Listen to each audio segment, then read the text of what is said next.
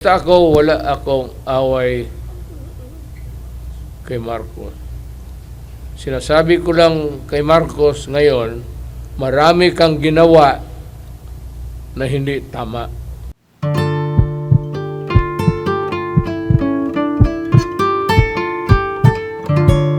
Mayor, naipahabol si Yusek Lorraine Badoy. Yes, ma'am. Mayor, in my job, marami ako nakakausap na marami silang gustong iparating sa'yo. Ordinary Filipinos, yung mahihirap. And so, magsisegue lang ako doon sa sinabi ni Ma'am about Governor Hubahib. Now, having been on the receiving end of this government's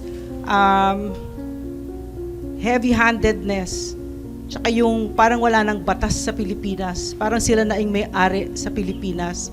Yan yung nararamdaman ng ordinary Filipino. Kahit ako, nung kami we were illegally and arbitrarily detained by the Martin Romualdez-led Congress, and even the way they run the PCSO, it's just so shameless, so brazen, yung corruption. It's obscene. Yes, it's obscene, and yet it's so shameless. And they keep doing it the way that they've done it with SMNI, the way they have silenced the press. And we feel it, Mayor. It's so, ang sakit-sakit masyado na, Mayor. And basically, what I want to ask you, Mayor, is ano ba yung, maybe you can educate us, ano ba yung recourse namin dito? No? Kasi this president, is he's ignoring the clamor of the people. For instance, to have a drug test, when the documents, there are proofs already, and there's that outcry, and then he's hurtling us towards the precipice of war. Nasa tamang pag-iisip pa ba itong taong ito?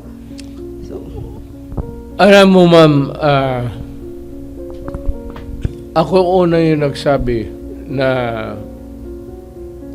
drug addict siya.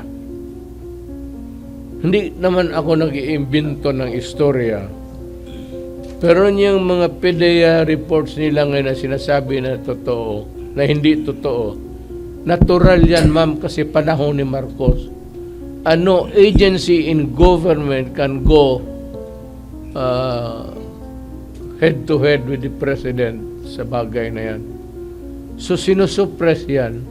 Pero sinabi ko sa inyo, noong as early as, hindi pa ako presidente. Nung presidente, mas lalo ko nakita. I saw it again. But yung dito sa Davao, because alam mo, ano talaga ako sa droga, pinakita nila na si Marcos nandoon. Hindi ko binigyan ng importante. Ang sinabi ko lang sa kanila, trabaho lang kayo. Huwag na ninyo akong isali na lalabas na personal akong magalit kay Marcos. I do not need it.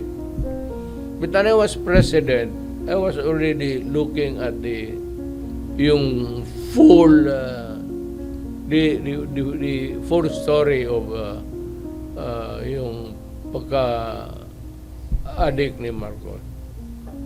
Kaya lang naman, ma'am, sabi ko, sana hinuli na lang nila noon. Ang pagkamali ko lang rin, kasi mayor lang ako, yung unang nakita ko. Sana nung na-presidente ako, pero wala na yun. Yung unit, wala na sa mga... So,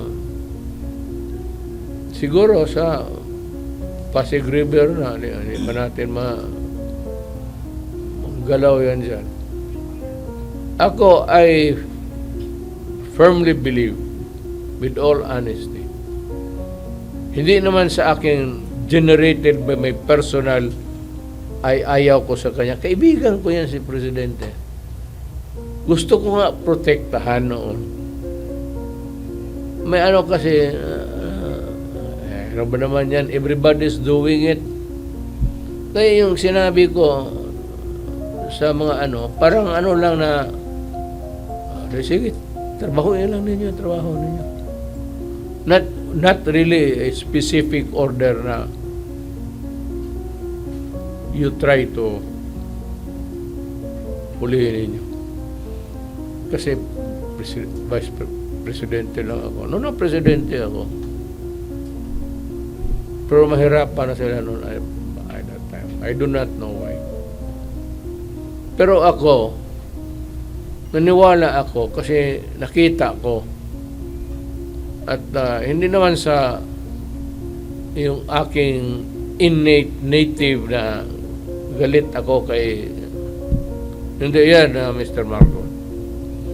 Yung pinakita sa akin ng presidente ko. Alam ko yan, pinakita rin sa iyo kasi presidente ka. O takot lang yung mga gago sa PDEA. At lahat ng mga dokumento na yan, talagang inano na yan.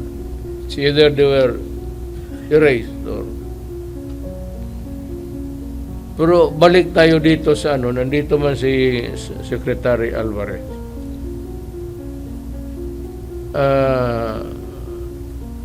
We are friends. Hindi naman kami nag-away. Contrary to popular notion, hindi kami nag-away.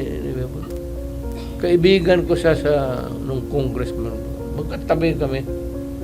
Mabuti tao naman si Pebote. Kami, sabi niya, wala man tayong problema.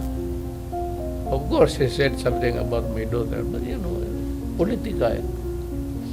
So, at saka, alam mo naman ang ginawa na he has to face the consequences also of being criticized. Ganon niya rin. Siya yung gumalaw. Well, hindi naman, ayaw naman magpapigil. In matters of politics, hindi na talaga nagpapigil yan si Inday Sara. Kaya sinabi ko sa kanya, out of my control. So, wala kaming away. So, I will support him. I will support the governor because he's a victim of, how would I describe it?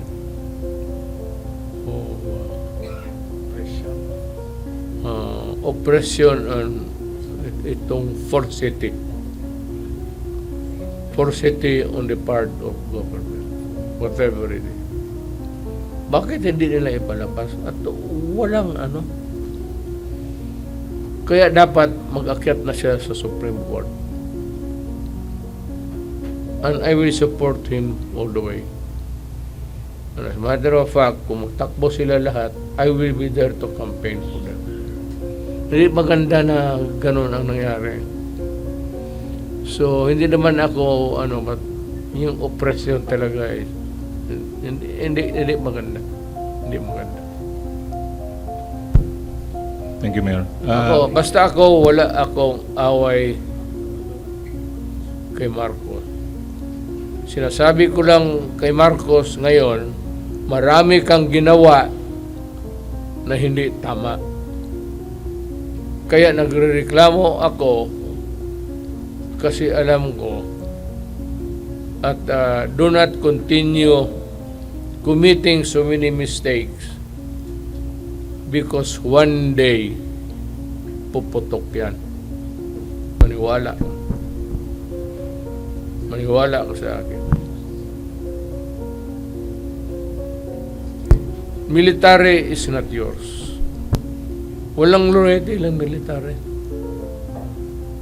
Yung mga generals na malapit lang sa iyo pero by and large, ang military nakatutok lang yan sa tao. Including the police. Tandaan ninyo yan. Hindi yan mga, kung sabihin nyo, mahirap lang na madala ninyo sa... Hindi yan. Nagkamali ka, Mr. Marco. Nagkamali ka talaga. The soldiers, yung pinaka nandoon sa Pakibato, yung 3 months na doon sa Foxhole. Ano yung mga sundalo? Kaya magbaba yan dito, ini-entertain ko, pinapakain ko. Alam mo, sa Foxhole yan. Halos isang buwan. Hindi lumalabas yan doon sa Foxhole. Pag mag-ulan,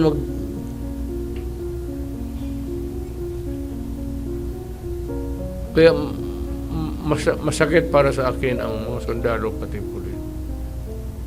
Kita mo lahat na mamatay noon dito sa Davao. And everywhere nung presidente ako. I go out of my way to pay my last respect. Because ano ko sa kanila. Protecting the feelings of the people.